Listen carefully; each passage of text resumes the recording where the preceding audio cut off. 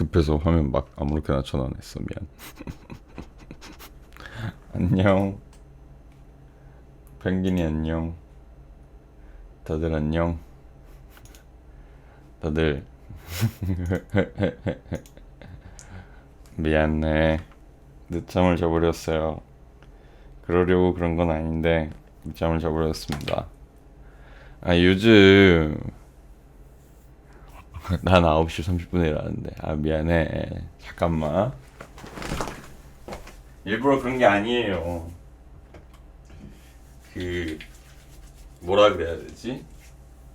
요즘 내가 일찍 일어난다 그랬잖아요. 이상하게 늦게 잤는데 자꾸 일찍 일어났는데, 어저께도 그렇게 일찍 잔 건 아니잖아?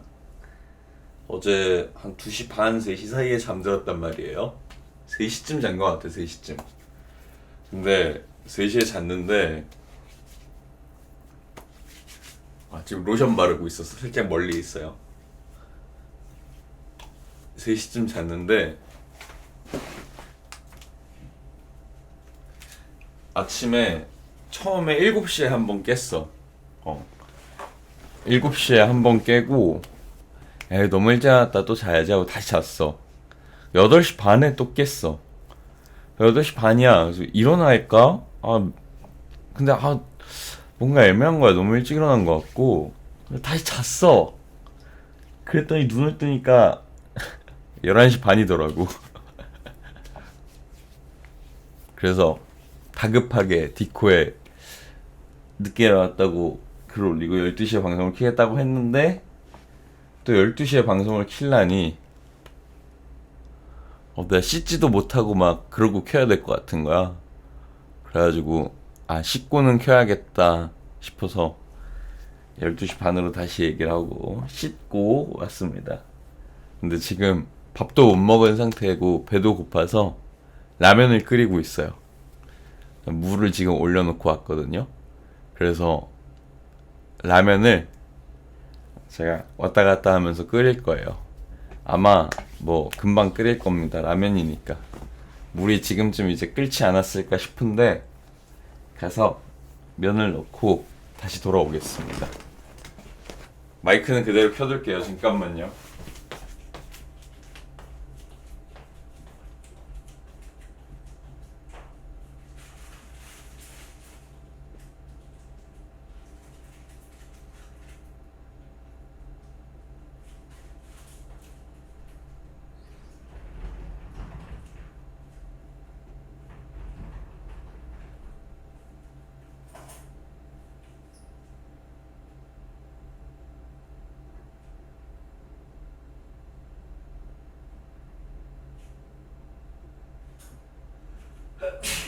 아이고야.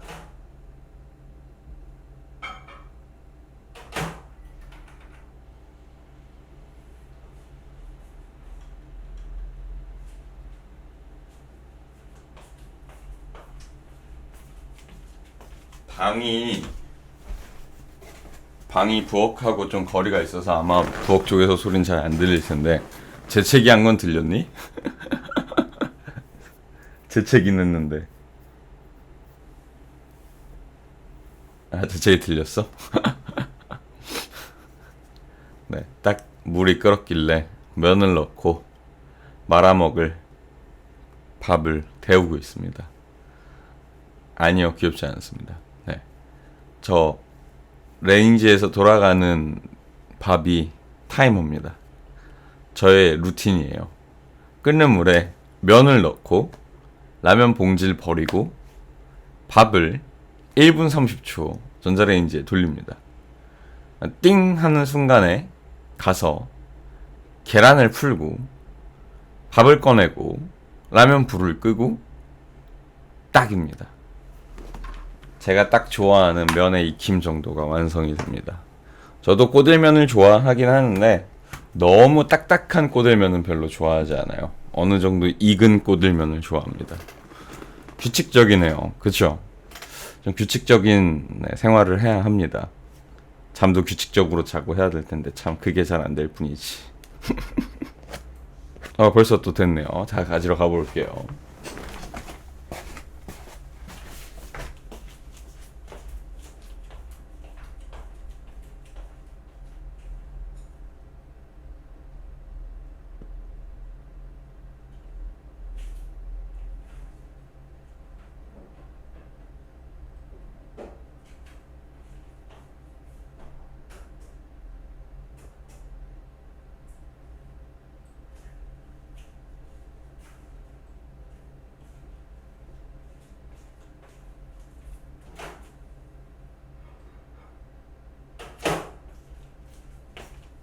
밥을 미리 좀 가지고 오고, 밥을 미리 가져오고, 라면도 가져올게요.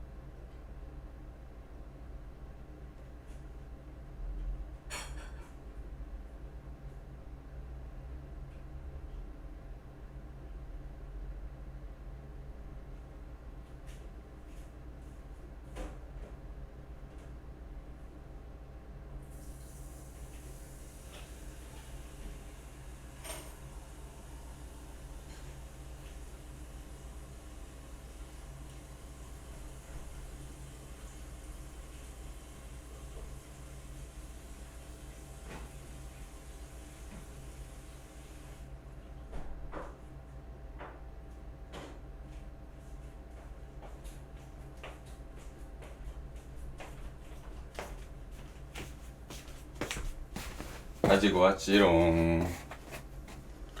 제가 딱 좋아하는 정도의 익힘 정도의 라면이 완성이 되었습니다. 김치도 가지고 왔어요. 오늘의 라면은 삼양라면. 사실 원래 제가 신라면을 굉장히 좋아해서 신라면을 먹는데, 어머니는 이제 이것저것 마트에서 파는 거 중에 싼 것도 가져오시고 막 이러다 보니까 신라면은 제가 다 먹은 상태에서 싼 라면만 남았었어요. 다른 라면만. 그래서 그게 너무 많이 쌓여 있어서 안 먹으면 어머니가 신라면을 안 사오실 것 같아서 이제부터 그 라면들을 이제 치울 예정입니다. 또 제가 또 먹는 소리 하나는 또 자극적으로 잘 들려지지 않습니까? 여러분에게 또 제 맛있는 라면 먹는 소리를 들려드리도록 하겠습니다. 밥도 라면으로 때워야 하는 이 슬픈 인생. 면은 딱 제가 좋아하는 꼬들면이에요.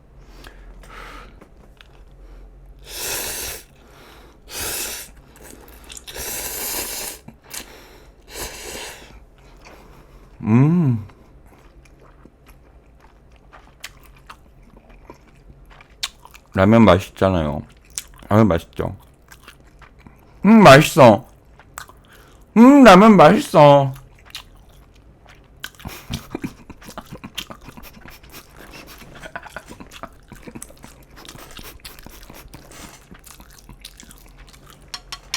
킹받네. 킹받지만 다들 점심 먹으면 되지. 딱 지금 점심시간이잖아요. 제가 뭐 여러분들 밥 못 먹을 시간에 먹는 것도 아니고 점심시간인데 뭐 이 소리를 듣고 라면이 먹고 싶다는 라면을 드시면 됩니다. 점심으로. 점심을 먹었어요. 뭐 먹었어요?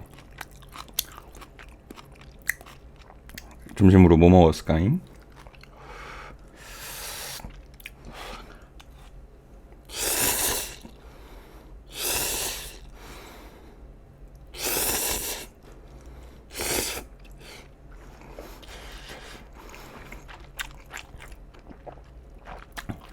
된장찌개 비엔나 소시지, 계란 후라이도 하나 딱.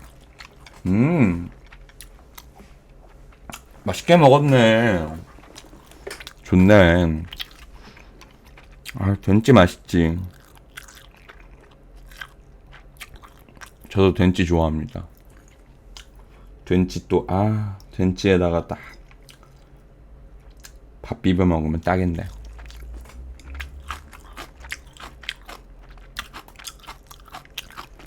옛날에 이 얘기도 방송에서 옛날에 한 번쯤 했던 것 같긴 한데 뭐 옛날 얘기니까, 대학생 때, 대학교 1학년 때 학교 앞 건물 지하에 그냥 땡땡 식당 이렇게 해가지고 식당이 하나 있었어요. 지하에 할머님이 하시는 데였거든요.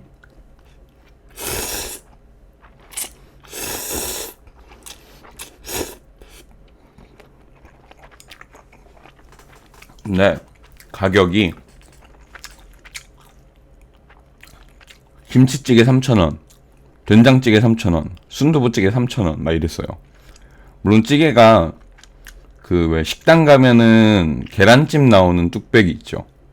계란찜 나오는 뚝배기, 조그만한 뚝배기, 거기에 담겨 나오기는 했는데 3,000원이어도 그게 싸다고 느낄 수밖에 없는 게, 찌개에는 그 뚝배기 작은 거 하나에 나오지만 밥 무한 자기가 먹고 싶은 만큼 밥솥에서 퍼가면 돼요.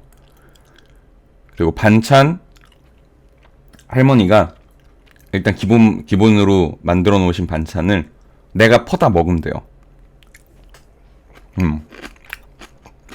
거기다가 반찬은 할머니가 그날 하고 싶으신 반찬으로 맨날 달라요. 좋죠. 거기다가 할머니 손맛이 좀 짜요. 찌개가 짜. 밥이 한 두세 공기는 쑥쑥 들어가요.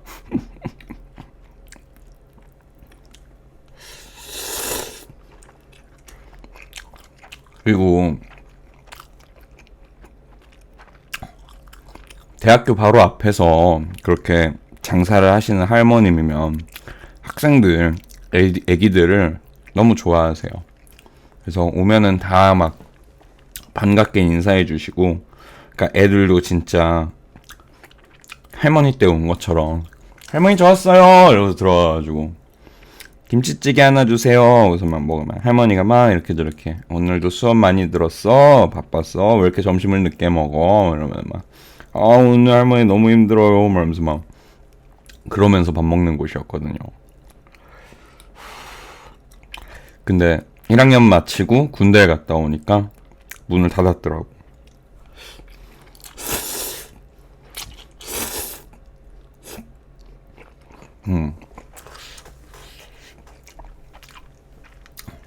너무 안타까웠어.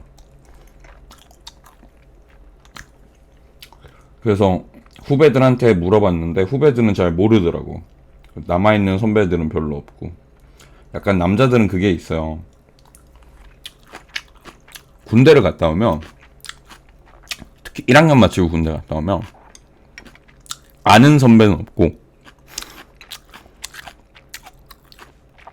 선배들이 다 이제 내가 1학년이었을 때 군대가 있던 내가 군대에 갔다 오니까 내가 1학년 때 있던 선배들은 졸업했고 그 군대 가 있던 선배들은 복학해 있고 다 몰라. 그래서 후배들 당연히 처음 보지. 1학년 끝내고 갔다 왔으니까 후배란 존재 자체가 처음이야. 근데 후배들이 막 3학년, 2학년 이래. 나를 막 되게 뭐랄까 냄새나는 복학생 이런 눈빛으로 날 쳐다보고 있어. 동기들 유일한 희망은 동기야. 특히 여자 동기들 4학년이야. 존나 바빠. 나 따위 상대해줄 시간이 없어요. 애들이 존나 바빠. 복학생 냄새 막 그런 눈빛으로 쳐다봐 진짜. 그래서 2학년 때 정말 힘들어요.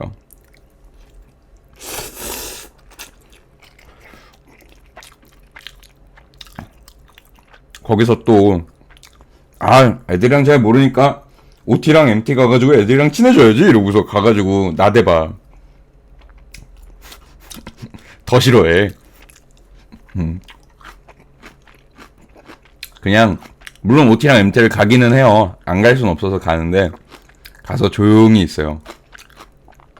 근데 또 나이 먹었다고 학번 높다고 조장은 시킨다? 선배님 저희끼리 놀고 싶어요.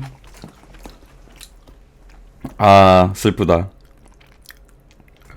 선배도 사람이야.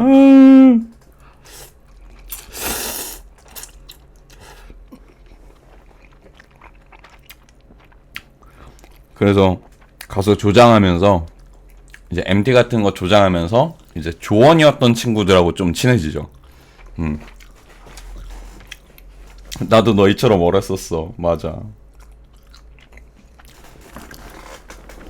그래서 이제 같은 조원이었던 후배들하고 좀 친해지고, 특히 이제 신입생들 같은 경우에는 이제 거리낌 없이 친해지고, 2학년 복학하고 같은 학년을 다니는 2학년 친구들, 이제 같은 조였던 2학년 친구들하고 먼저 좀 친해지죠. 그래서 조장하면은 특히 남자 이제 군대 갔다 온 복학생들은 그게 있어요. 2학년 때 조장을 하고 그 조원 친구들이랑 잘 친하게 지낸 다음에 MT 때 꼭 이제 조별 뭐 경쟁 뭐 이런 거 있잖아요. 그런 거를 꼭 시켜요, 선배들이. 그래서 그 조별 경쟁하느라 좀 더 친해지거나 돈독해지거나 혹은 1, 2등을 한다거나 상품을 받는다거나 그럼 이제 MT 갔다 와서 조별 회식을 하는 거지.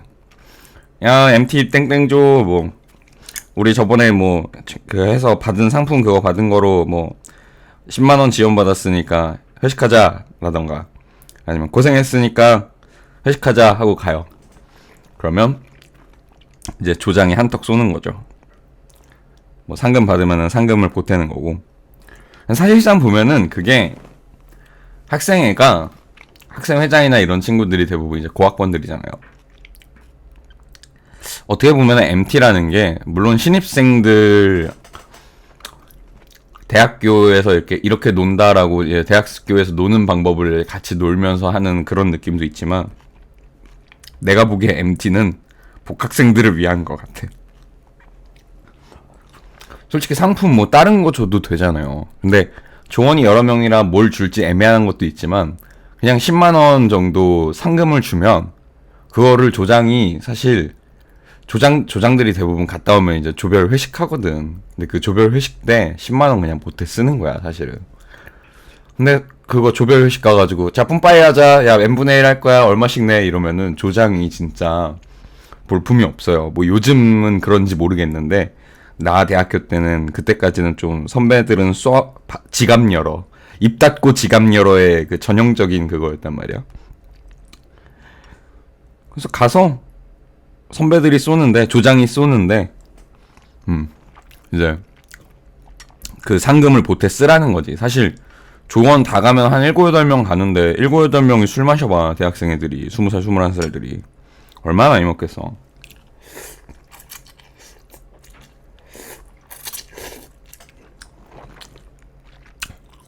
그래서 조장들이 한턱 쏘고 2차 가면은 이제 보통 그래도 양심 있고 착한 2학년, 3학년 후배 애들은 2차 가면 선배님 1차 때 선배님이 다 쏘셨는데 2차는 저희가 쏠게요. 저희끼리라도 같이 쏠게요. 말만. 그럼 이쁘지. 솔직히 고맙지.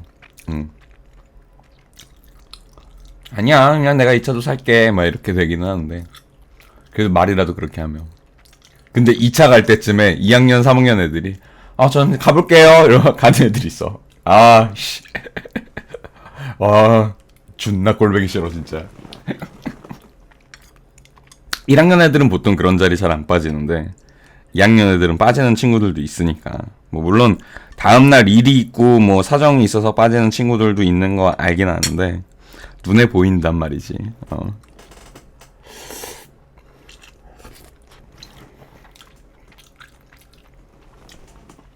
얘기하면서 먹으니까 몇 젓가락 먹지도 않는데 라면이 다 사라졌네.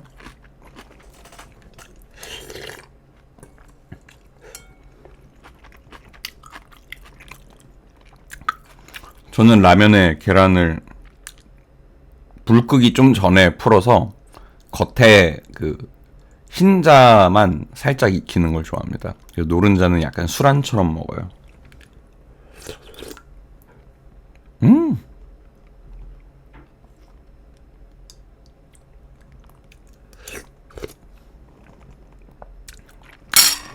맛있어.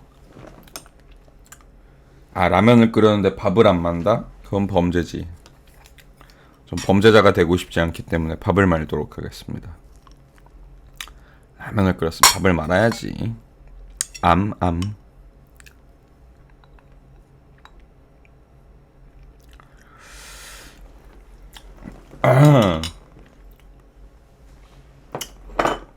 너무 맛있고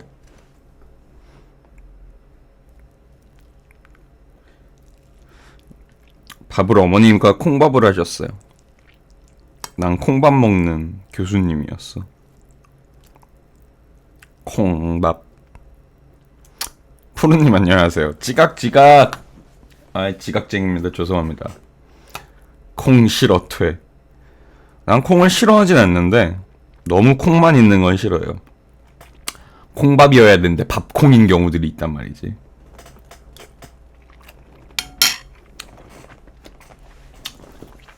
콩나물만 좋아요.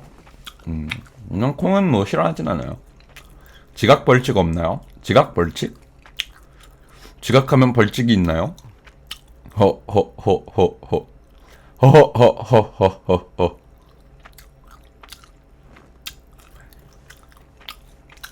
콩 먹을 거면 차라리 따로 밥이랑은 별로. 그치. 콩밥을 싫어하는 사람도 있지. 콩은 싫어하는 게 아닌데 콩밥은 싫은 사람도 있지. 땡땡채? 땡땡채 정도는 내가 뭐 해줄 수 있지. 땡땡채? 뭐 충분히 해줄 수 있습니다. 지각인데 뭐 그 정도야 뭐.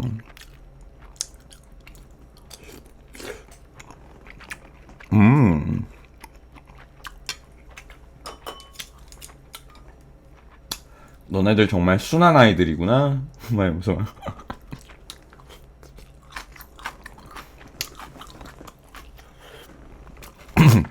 그것이 큐리링 같은 거라면 글쎄 잘 생각해봐. 어떤 걸 시킬 건지, 그리고 내가 어떤 사람인지 생각하고 시키고.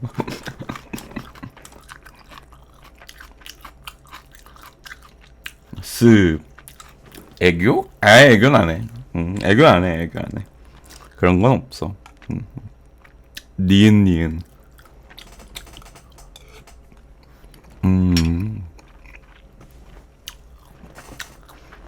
나한테 애교를 시키고 싶다면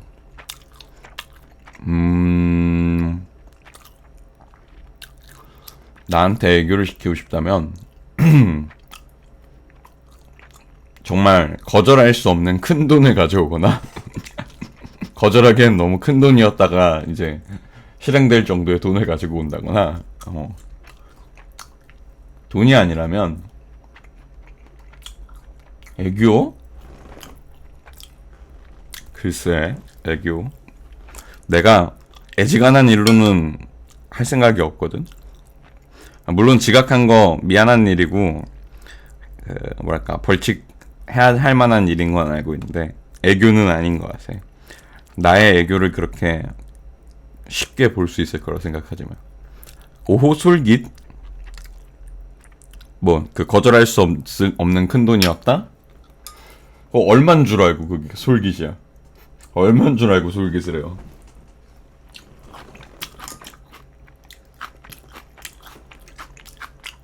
얼마요? 글쎄 생각 아직 안 해봤는데 나도 양심이 있는 사람인데 응? 아, 나 양심? 나 양심 있나? 우리 채팅방에 느낌표 양심 치면 아무것도 안 나오는데 양심이 없어서.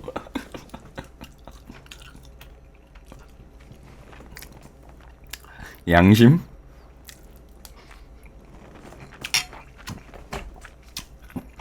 양심이라기엔 좀 그렇고 사람인데 뭐랄까 눈치가 있잖아.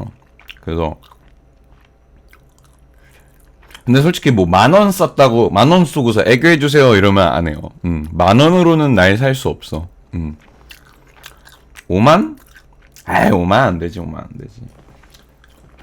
5만 안 돼. 5만 안 돼.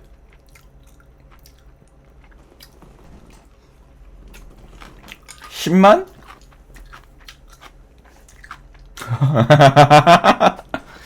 아 10만? 10만 정도면은 내가 그래 그럴 수 있겠다. 10만 정도면은 내가 이거를 막 10만을 돈을 어쨌든 쏜 거잖아. 이미 10만 돈을 쐈는데 내가 저 애교 안 해요 환불해 드릴게요 막 이렇게 말하기엔 조금 그럴 것 같아. 만약에 5만 원을 쓰면서 애교해 주세요 그러면은 저 애교 안 합니다 이러면서 5만 원을 환불해 줄 것 같거든. 10만 원? 10만 원? 자릿수가 달라지는데. 10만 원이면은 그래요. 10만 원 쓰면서 애교하라는데 해야지. 그건 해야겠지. 아, 그 100만 원이라고 하기엔 내가 너무 양심이 없지, 그건. 아, 물론 10만 원을 쏘든 100만 원을 쏘든 애교를 시킨다면 하겠고, 애교가 하고 싶진 않아요. 10만 원이면 하겠습니다. 뭐 약간 이런 느낌이라기보단 하고 싶진 않은데, 10만 원이든 100만 원이든 하고 싶진 않은데, 둘 다 안 할 수 없는 금액이라는 거지.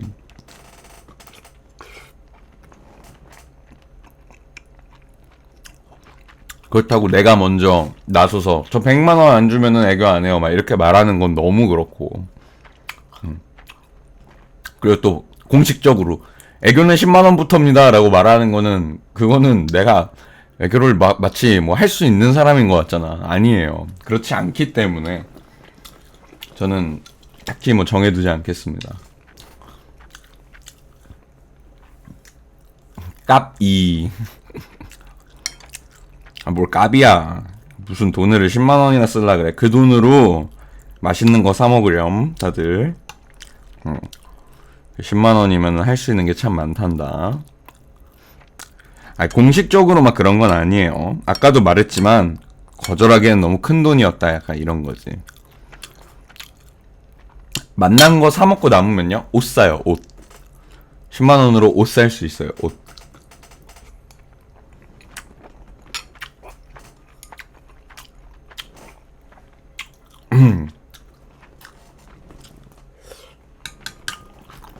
옷은 최근에 샀어요? 그럼 의식주. 집 사야지, 집. 청약 들어요, 청약. 응? 주택 청약 이런 거. 응? 지금부터 준비해야 돼. 요즘 부동산이 얼마나 난린 줄 알아? 응? 주택 청약 들고, 응? 지금부터 준비해서, 응? 나중에 사야죠. 세금 너무 많이 내요. 그 나중에 낼 거니까 괜찮아요. 지금 낼 거 아니니까. 그 세금 낼 돈까지 지금부터 모으는 거예요. 응? 청약해가지고 하나씩 이렇게 해요. 지금 내고 있어요. 아, 그래요?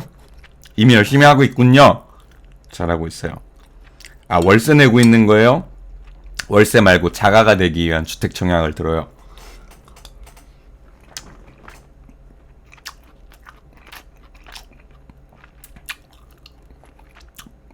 받고 있다고요? 월세를 받고 있어요? 건물주예요? 건물주님이세요? 와우. 건물주님이잖아. 건물주. 나의 꿈, 나의 희망. 아, 소득세 내고 있다고요? 소득세를 내고 있다. 잠깐만, 근데 어쨌든 집세로 소득세를 내고 있다는 건 자가가 있다는 얘기잖아.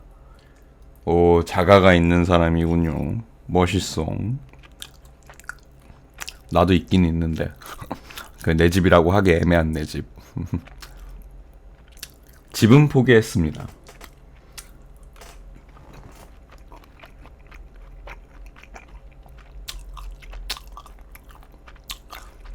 아, 지금 살고 있는 집이 사실 제 명이기는 해요. 근데 그 대출이랑 뭐 이런 거 끼는 것 때문에 제 명의로 되어 있을 뿐, 제 명의이지만 제 명의가 아닌 듯한 그런 집입니다. 소득세 냈지.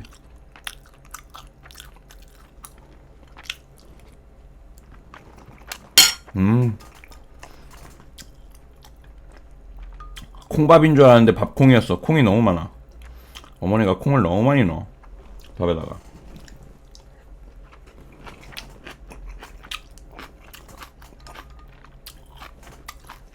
관리비 올리는 거로 너무 스트레스 받고 있어요.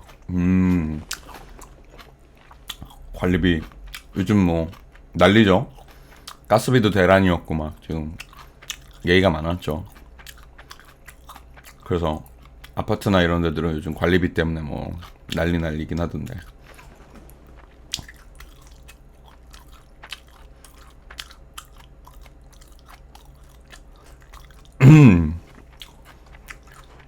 아이고야. 아우, 이거 오랫동안 씹었더니만 밥이 생각보다 아, 맞다. 내가 이거를 조금 뭐라 그래야 되지? 어저께 내가 밥을 했거든요. 꼬들밥으로 했어. 꼬들밥.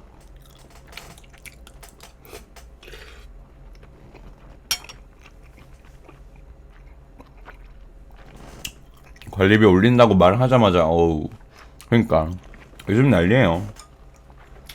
우리 집은 아직 그 타격이 오진 않았는데 다들 난리지 뭐. 가스비로 한 번 날리고 관리비로 두 번째 날리고.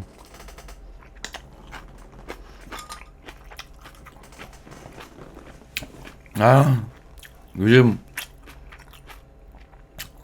먹고 살기 힘든 게 아니라 그냥 사는 게 힘들어. 먹는 건 둘째 문제야. 이제 사는 게 힘들어. 사는 게.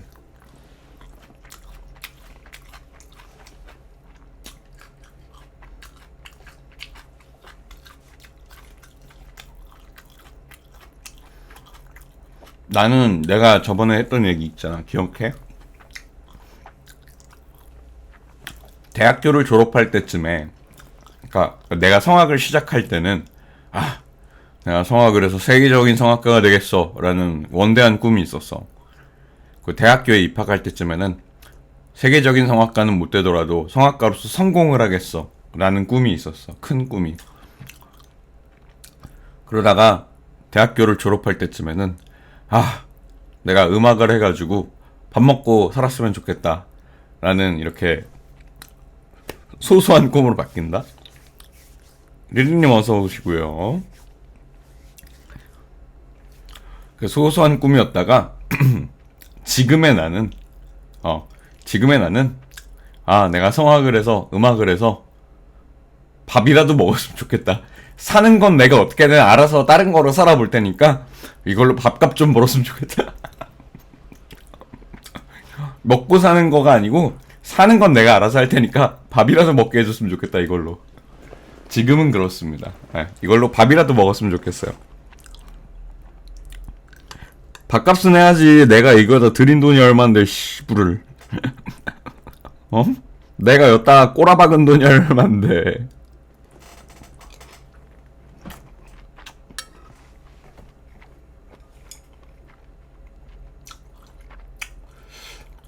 진짜 성악한 내내 쓴 돈으로 치면은 얼마 썼을까?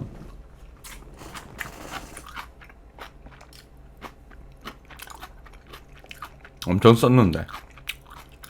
10년 전 나하고 근육빵빵한 시바견이 있었는데 현재의 나 낑낑거리는 시바견. 지금의 난 낑낑거리고 있다. 그래서 뭐 드세요? 라면 먹고 국물에 밥 말아 먹고 있어요. 이제 거의 다 먹었어요. 제가 오늘 늦게 일어나가지고 지각을 하면서 밥을 못 먹고 방송을 켜서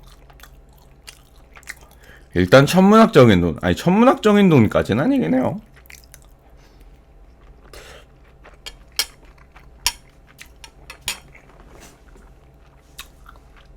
입시 2년 하면서 한 5천 쓴 것 같아요. 내가 쓴 게 아니고 이거는 부모님이 쓰신 돈이기 때문에 내가 정확하게 모르는데 대충 입시 2년 하는데 한 5천 들어갔어요. 근데 음악 쪽에서 2년 했는데 5천이면은 비싸게 들어간 건 아닌 편이기는 해요. 사실 죽은 먹어도 식비가 후덜덜한 것 같아요. 요즘 또 밥값도 비싸니까 장 보고 직접 해먹고 이래야지 좀 싼데 그것도 쉽지 않죠. 어릴 때 엄마한테 음악 하고 싶다고 했다가 등짝 엄청 맞은 기억이 납니다. 저는 이제 집안을 풍비박산시킨 거죠. 저는 원래 고등학교 때까지 공부만 했다가 고등학교 2학년 때 성악을 하고 싶다고 이제 갑자기 전향을 하고 싶다고 얘기를 해서 집안이 이제 난리가 났었죠. 부모님도 엄청 반대 심하게 하셨고 막 두들겨 맞으면서 반대하셨어요. 근데 제가 그때는 고집이 너무 세가지고 뜻을 굽히지 않았죠. 그래서 결국에 부모님이 지고 이제 성악을 시작을 했는데 안 그래도 흔들리던 집안의 기둥뿌리를 이제 제가 성악을 하면서 바로 뽑아냈죠. 어이 뽑아야지 빡 하고 뽑아가지고 집안에 그냥 기둥이 뭐 뽑혀가지고 와장창 집안 지붕이 와장창 하고 무너져가지고 집안 경제 사정이 많이 어려워졌었습니다. 저 때문에.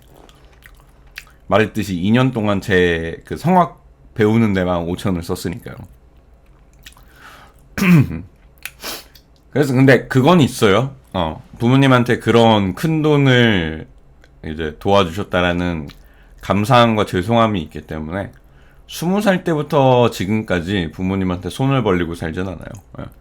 용돈 받아본 적도 없고. 근데 요번 코로나 때 또 어머니가 또 한 100만 원 정도 지원해 주시긴 하셨다. 100만 원 정도는.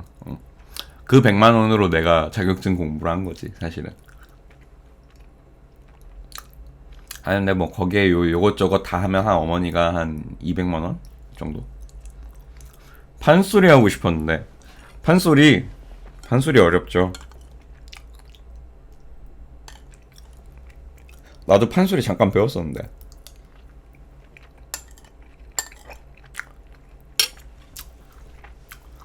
내가 음악을 배운 히스토리가 나름 있어요. 초등학교 때 어머니가 방과후 활동 같은 거로 풍물패를 학교에서 한다 그래서 풍물패를 어머니가 그냥 넣으셨어요. 해볼래? 하셔가지고 그때 아무 생각이 없었지. 네! 이러고 들어간 거야. 초등학교 3학년? 막 이때 3, 4, 5, 6, 4년 동안 풍물패를 했어요. 그리고 꾸준히 하고 재밌어 했기 때문에 제가. 근데 그때 당시에 그 방과후 활동 이제 풍물패 선생님으로 오셨던 분이 우리나라 이제 무형문화재 있잖아요. 무형문화재이신 선생님의 제자분이셨어요. 그래서 제가 사는 지역에서 나름 국악, 풍물 이쪽으로 이것저것 하시고 뭐 시나 구에서 진행하는 행사에 이렇게 우리를 껴넣을 수 있을 정도? 그 정도 이제 되시는 분이셨거든요. 그래가지고 그 선생님하고 4년째 풍물을 했으니 선생님이 한 6학년 될 때쯤에 권유를 하시더라고요.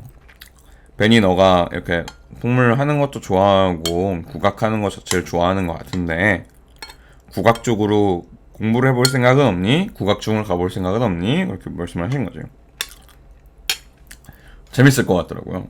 와, 선생님 따라서 뭐 여기저기 갔었어요. 그래서 막 그때 제가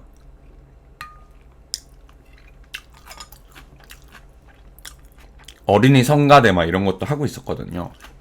노래하는 것도 좋아한다 그러니까 판소리도 한번 배워볼래? 해볼래? 이러면서 막 시키셨어요. 그래서 한동안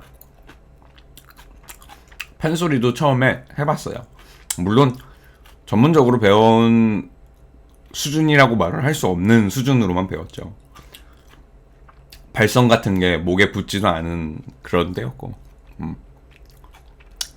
그러다가 이제 선생님이 부모님하고는 어떻게 얘기는 하고 있니? 라고 물어보셔서 아니요? 라고 해맑게 얘기했더니 중학교 국악중을 가려면 부모님의 동의가 필요하단다 말씀드려보렴. 그래가지고 이제 네 이러고서 아무 생각 없이 가가지고 어머니한테 엄마 저 국악중 갈래요. 그랬더니 어머니가 뭐? 그래가지고 국악중 갈래요. 국악중. 뭔 갑자기 국악중이야 미친놈아. 그래가지고 막 선생님이 막 이렇게 해가지고 하면 좋을 것 같대요. 어머니가 절레절레 한숨을 푹 쉬시더니 아마 제 생각에는 그때는 잘 몰랐는데 아마 어머니가 선생님한테 전화를 한 것 같아요. 예. 전화를 해서 뭐 이제 그냥 방과후 활동으로 취미로 하는 거지 막 그렇게 생각 없습니다. 뭐 이런 얘기를 전하신 것 같아. 선생님이 그 뒤로 저를 데리고 가지 않더라고요.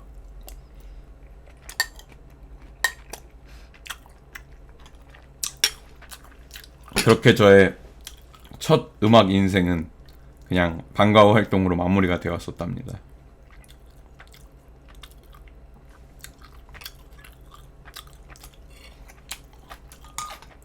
해맑았지.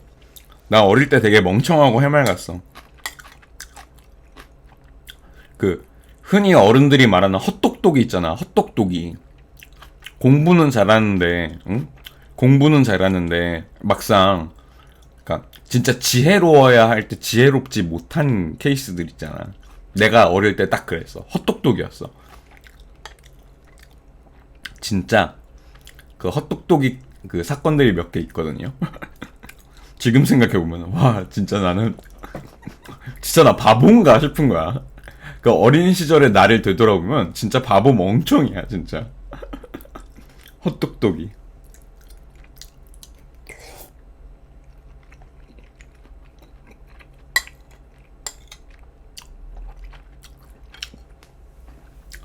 예전에 이거 내가 방송에서 말했었는데 나 헛똑똑이 짓 중에 친구 집에 도둑을 들였다니까. 내가 친구 집에 도둑을 들여서 진짜 진짜 개멍청이 진짜. 어릴 때 초등학교 1, 2학년 때였던 것 같아요. 1, 2학년 때쯤인데 학교가 끝나고 아파트 같은 동 옆 라인에 사는, 그러니까 왜 아파트가 이렇게 하나 있으면은 1, 2라인, 3, 4라인 해가지고 이렇게 한 동에 두 라인 있잖아요. 같은 동 옆 라인 사는 친구랑 1학년 때 2학년 때였나? 아무튼 학교 끝나고 집에 같이 오고 있었어. 룰랄라 이러면서. 근데 우리 어머니가 좀 엄하셨어요. 학교 끝나면 빨리 집에 와! 막 약간 이런 타입이셨거든. 바로바로 오라고. 근데 오늘 어머니가 늦게 오시는 날인 걸 내가 알고 있었지. 그러니까 헛똑똑이라는 거야. 이런 건 잘하는 거지. 머리는 굴려.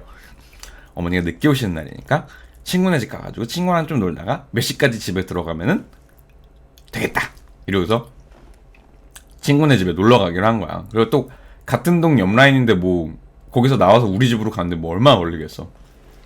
그래가지고 이제 친구랑 야 니네 집에서 좀 놀자 이러면서 친구도 그래 이러면서 막 둘이서 막 야 신난다 이러면서 집으로 가고 있었어. 그래서 이제 아파트 동 앞에 딱 도착을 했는데 그 요즘 흔히 그러니까 요즘 이렇게 말하면 다 알아듣는 그 짱깨 배달부 있잖아요. 그 오토바이. 뭔지 알죠? 요즘은 배민이 훨씬 많지만 배민이 성행하기 전에 있던 그 짱깨 배달부 그 오토바이 있잖아요. 뭔지 알죠? 그 오토바이에서 배달하는 아저씨가 이제 내려서 우리랑 같이 엘리베이터 탄 거야. 근데 솔직히 아무리 어린 나이지만 그게 중국집 배달이라는 거는 알잖아. 중국집 배달이라는 것도 알고 뭐 그거를 솔직히 크게 의심하지 않았어요. 그럼 같이 엘리베이터를 탔는데 그 아저씨가 갑자기 아저씨가 진짜 목이 너무 말라서 그러는데 혹시 물 준 한 잔 얻어 마실 수 있을까? 막 이러는 거예요. 그래서 나는 내 집이 아니잖아 일단은. 그래서 내가 이러고 봤는데 이제 친구가 네 이런 거야. 그래서 그냥 이제 친구네 집에 이제 엘리베이터가 도착을 했어요. 근데 친구는 이미 그 말을 들었을 때부터 불안했나 봐. 근데 이제 문 앞에 서 있는데 이 아저씨가 엄마가 집에 모르는 사람 함부로 문 열어주고 그러면 안 된다 그러는데 어떡하지 하고서 친구가 막 겁이 나서 우물쭈물한 거야. 문 앞에서. 이거 열쇠로 문을 열어야 되나? 어떡하지? 엄마가 모르는 사람한테 문 열어주지 말라 그랬는데 하지만 이 아저씨는 중국 배달 어떻게 해야 되지? 뭐 친구가 혼자 그 심각한 고뇌의 순간에 빠져있는 그 친구의 뒷모습을 내가 뒤에서 바라보고 있었을 거 아니야. 친구 집이니까. 문 앞에 서서 그 고뇌에 빠져있는 그 친구에게 내가 초등학교 1학년인가 2학년 때 어렸을 적 내가 그 고뇌에 빠져있는 친구의 뒤에서 야 빨리 문 열어! 들어가서 놀게!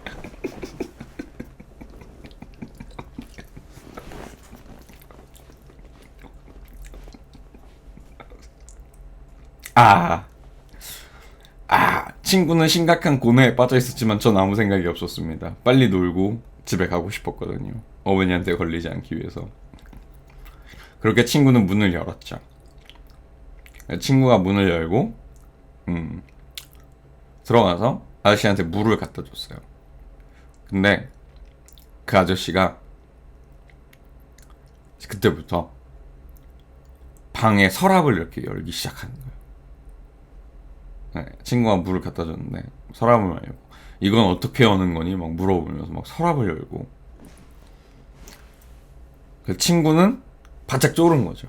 아, 안 돼, 망했다. 아, 안 돼. 괜히 저 자식이 문 열라 그래서 문 열었는데 역시 이러면 안 되는 거였어. 그러면서 막 엄청 친구가 이제 막 엄청 바짝 쫄아 했는데 저는 아무 생각이 없었어요. 그때도. 자, 왜 서랍을 열지? 저 아저씨는 물만 마신다더니 친구는 어찌할 바를 모르고 그 아저씨를 쫄쫄 따라다니면서 혹시라도 뭘 꺼내지 않을까 이런 생각에 아저씨를 쫄쫄 따라다니고 있었던 거죠. 그러니까 나는 친구네 집에 놀러 갔는데 친구가 쫄쫄 아저씨만 따라다니고 나랑 안 놀아주니까 30분이라도 놀고 갈라 그랬는데 그러다가 시계를 보니까 어머니가 곧 오실 시간인 거야. 친구는 현재 그 도둑 아저씨를 따라다니면서 훔쳐가면 안 되는데 이러면서 거의 울기 직전 상태로 아저씨가 뭘 꺼내나 이렇게 지켜보고 있었는데 당당하게 친구에게 야 우리 엄마 오겠다 나 갈게 이러고 있을 때 친구를 버려? 너 친구 버려? 빨리 친구 버려! 말하면서 막 그대로 친구랑 그 도둑을 집에 냅두고 호다닥 뛰어 내려왔습니다. 그래서 친구네 집에서 엘리베이터를 타고 다시 아파트를 내려오는 거죠. 저 친구를 거기도 내버려두고. 진짜 위험한 상황이에요. 지금 생각해보면 이게 내가 웃기게 얘기하니까 지금 웃긴 거지 진짜 그 상황만 놓고 보면 진짜 심각한 상황인 거야. 친구가 무슨 일을 당할지 모르는 거잖아. 초등학교 1, 2학년인데. 근데 그걸 버리고 내려왔어요. 엘리베이터를 내렸어요. 그래서 엘리베이터에서 나와서 이제 우리 집이 옆 라인이라 그랬잖아요. 옆 라인 쪽으로 가고 있었는데 학교는 정반대 방향이에요. 어머니가 근데 생각보다 일찍 오신 거야.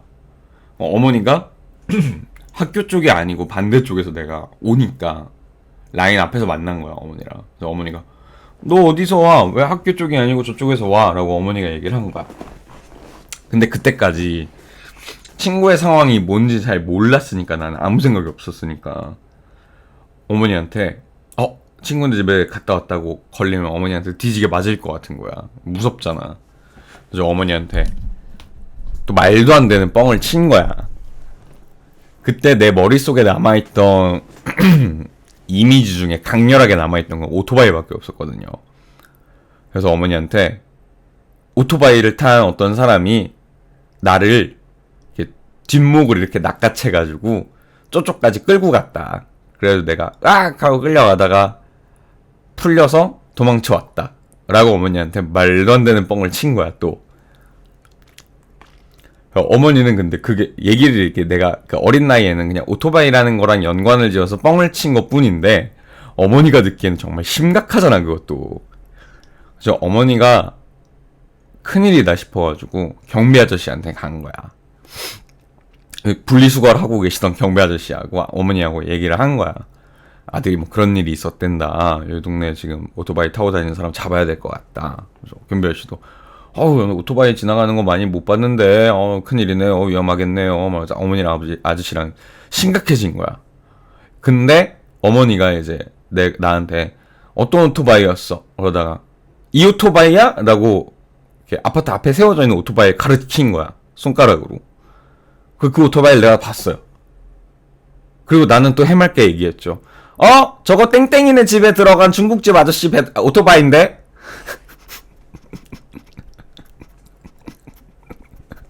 라고 아무 생각이 없죠. 진짜 멍청이야. 얘기를 했어요. 저 오토바이가 무엇인지 생각을 안 하는 것도 문제인데 나는 이미 어머니한테 뻥을 쳤잖아. 그 뻥을 친 애가 친구네 집에 중국집 아저씨가 들어간 걸 어떻게 알겠냐고. 멍청한 거지. 어머니가 어머니는 이제 그때 아신 거야. 내가 뻥을 친 건지. 그러니까 어머니는 대략 파악이 된 거지. 그래가지고 너 땡땡이네 집에 중국집 아저씨가 들어간 거 어떻게 알아? 그때 막 난 그때 이제 내가 병신이구나 걸 깨달은 거지. 아니 그게 너 엄마한테 거짓말했어? 잘못했어요. 그래서 막 근데 어머니가 이제 다시 얘기를 하다가 아차 하는 거야. 근데 중국집 아저씨가 땡땡이네 집은 왜 들어가? 그랬더니 아저씨가 엘리베이터에서 목이 너무 마른다고 물 달라 그래서 친구네 집에 들어갔다고. 어머니랑 경비 아저씨가 사색이 된 거야.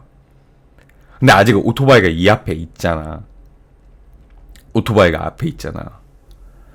그래서 어머니가 후다닥 집에 들어가셔가지고 땡땡이네 어머니한테 전화를 했어요. 땡땡이네 어머니는 당시 아파트 상가에서 무슨 가게를 하고 계셨어요. 들어가고 어머니가 경비 아저씨한테 경찰을 불러달라고 얘기를 한 거야. 경비 아저씨는 경비실에 들어가서 경찰한테 전화를 한 거죠. 근데 정말 타이밍도 애석하죠. 타이밍도 애석해요. 딱 그렇게 어른 둘이 전화를 하러 들어가신 그 순간에 그 아저씨가 나왔어요. 그 아저씨가 도둑 배달 아저씨가 나와서 그 오토바이 탄 거야. 경비 아저씨가 경찰에 전화를 하다가 그걸 본 거야. 그래가지고 경찰하고 전화를 하다가 경비 아저씨가 뛰쳐나왔는데 오토바이에 이미 앉았잖아. 오토바이는 시동 걸고 땡기면 나가잖아요. 웅 하고 간 거야. 그래서 경비 아저씨가 근데 다행인 거는 경비 아저씨가 경찰에 전화를 하려고 오토바이 그 번호판을 적어둔 거예요. 적어뒀었어. 그래서 경찰이랑 그 상가에 계시던 친구 어머니도 오시고 그 전에 저희 어머니는 후다닥 땡땡이네 집에 뛰어 올라가셔서 집 상황을 보려고 들어갔는데 제가 내려와서 어머니한테 뻥을 치고 막 경비 아저씨랑 얘기하고 있고 그랬던 그동안 친구네 집이 다 뒤집어진 거야. 진짜 장롱이고 뭐고 옷이고 다 꺼내가지고 다 뒤진 거야 진짜. 다 이렇게 꺼내져 있고 난장판이 되어 있는 집 거실에 친구가 주저앉아서 엉엉 울고 있고 어머니는 들어가서 땡땡아 말하면서 막 친구를 달래고 이제 경비 아저씨랑 친구네 어머니가 도착을 하셔서 이렇게 올라오시고 그 다음에 경찰이 오고 어머니가 이제 뻥을 친 저의 그 이야기를 토대로 이제 그 경찰 아저씨한테 진술을 대신 해주시고 근데 정말 다행인 건 그 땡땡이네 부모님이 귀중품이나 이런 거를 잘 간수를 잘 해두셔서 뭐 훔쳐간 거는 당시에 딱히 없었던 것 같아요. 네. 뭐 한두 가지 귀중품 같은 거는 훔쳐갔겠죠. 근데 다행히도 그 경비 아저씨가 또 그거 적어놨었잖아요. 그거를. 그리고 뭐 동네 중국집 배달부들이 왔다 갔다 하는 뭐 중국집이 뭐 범위가 거기서 거기잖아요. 시키는데도. 어쨌든 그 아파트 라인에 왔다는 건 중국집이니까 다른 집에서 실제로 뭐 배달을 했거나 아니면 빈 그릇을 찾으러 왔을 수 있다라는 경찰의 조언에 따라 경비 아저씨가 엘리베이터 CCTV로 우리 집 말고, 그러니까 친구네 집이지. 친구네 집 말고 어디에 들렸는지 확인을 해서 그 집에 어느 중국집에서 시켰는지도 확인하고 해가지고 잡았어요. 네. 바로 잡았던 거로 알고 있어요. 제가 기억하기로.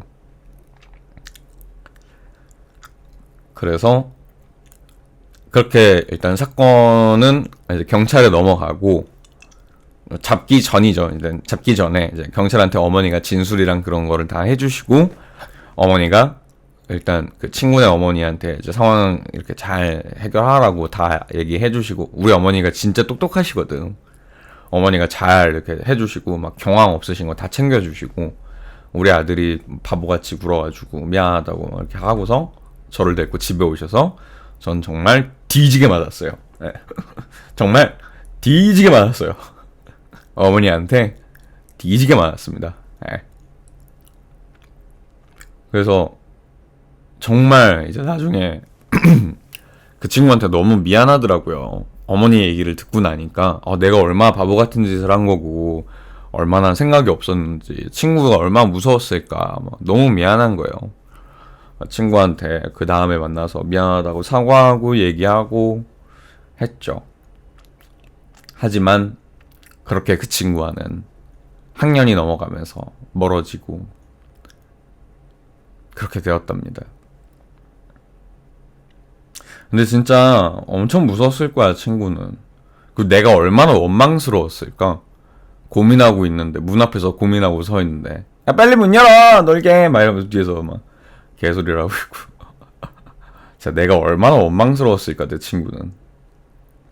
지금 생각해도 정말 미안해요, 그 친구한테. 내 인생에 진짜 제일 바보 같은 짓이었던 것 같아. 거기다가 마지막에는 그 친구를 두고 혼자 가버렸잖아. 지금 절체절명의 위기의 순간 무슨 짓을 당할지 모르는 상황인데 엄마 오겠다 나 갈게 이러면서 철업배의 수준을 넘어섰지. 멍청한 거지 진짜. 진짜 멍청했어요. 지금 생각해도 너무 멍청했어. 어린 시절에 저는 그렇게나 헛똑똑이 똥멍청이었습니다. 헛똑똑이의 똥멍청이었어요. 그런 시절에 베니 교수님이 있었다. 하지만 지금은 교수님이다. 에? 교수님의 어린 시절 잘 들었습니까? 여러분이 지금 들은 이 교수님의 어린 시절의 그 교훈은 무엇입니까? 자, 다들 교훈이 무엇인지 이야기해 보세요. 이 이야기의 교훈. 어린 시절이 철없고 멍청했던 베니 교수님의 이야기를 듣고 이 이야기의 교훈은 무엇인가? 눈치 챙기자. 배반이보. 교수님 바보. 아니요. 교수님은 그렇게 갑자기 친구를 납두고 그렇게 떠나버릴 정도로 정신이 빠져있는 사람이에요. 그래서 지금은 정신이 빠져있지 않기 때문에 갑작스럽게 갈 겁니다.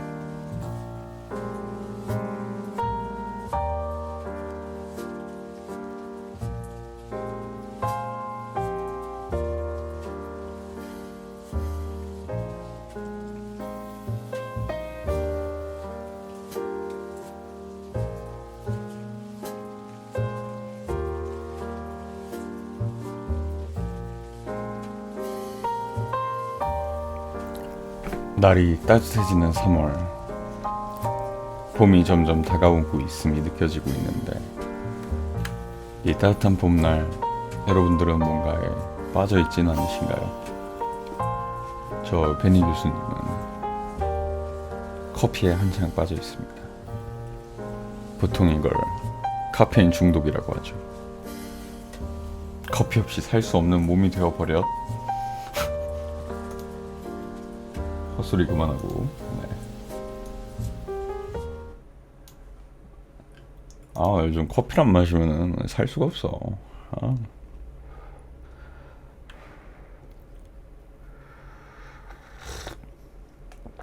커피를 한 잔 타왔습니다. 오늘은 이제 밥은 먹었고 수다도 좀 떨었고 교수님의 바보 썰풀이도 풀었고 오늘은 얘기했던 대로 로아를 할 건데 오늘 얼마나 걸릴지 조금 걱정이네요.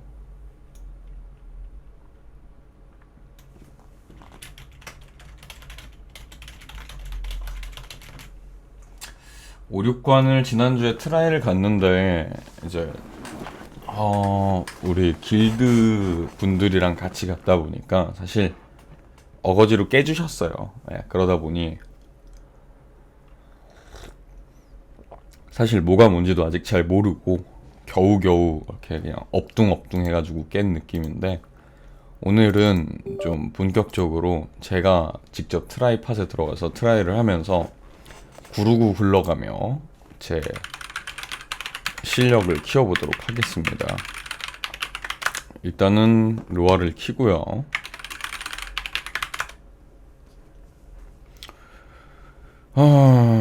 이거 뭐 어제도 얘기했지만 사실 이 트라이 같은 경우에 시간도 오래 걸리고 보는 여러분들 입장에서 딱히 재미가 없을 수 있어요. 왜냐면 로아를 좀 아는 분이 보면은 사실 그 트라이도 재밌을 수 있는데 모르는 분들이 보기에는 로아가 뭔지도 잘 모르겠고 뭐가 뭔지도 모르겠는데 막 저 혼자서 막 난리 피고 죽고 또 죽었어 막 이러면서 혼자 슬퍼하고 막 뭐가 안 돼 이러면서 답답해하고 하니까 여러분들 입장에서 조금 뭐 하는 짓이야 라고 느껴지실 수 있는데 최대한 그래도 제가 방송을 하는 사람의 입장으로서 그건 있습니다. 방송을 하는 동안에 혼자서 잘 떠들어요. 여러분들이 그저 아무 생각 없이 이게 뭔 짓거리인가 하고 이렇게 그냥 화면을 그냥 멍 때리고 무슨 불멍하듯이 바라보고 있더라도 제가 끊임없이 헛소리를 하면서 혼자 막 떠들고 막 할 테니까 조금만 그런 뭐랄까 재미없게 느껴지더라도 양해를 좀 부탁드립니다. 최대한 그래도 재밌게 진행을 할 수 있도록 노력할 테니 아이고야. 자, 화면이 왜 안 바뀌나요? 로아가 켜지는 게 참 느려요.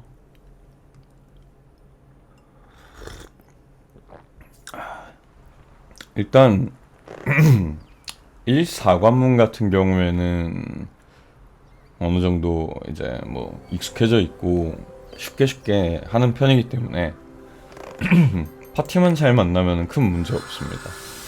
이제 문제는 5,6관이죠. 5,6관.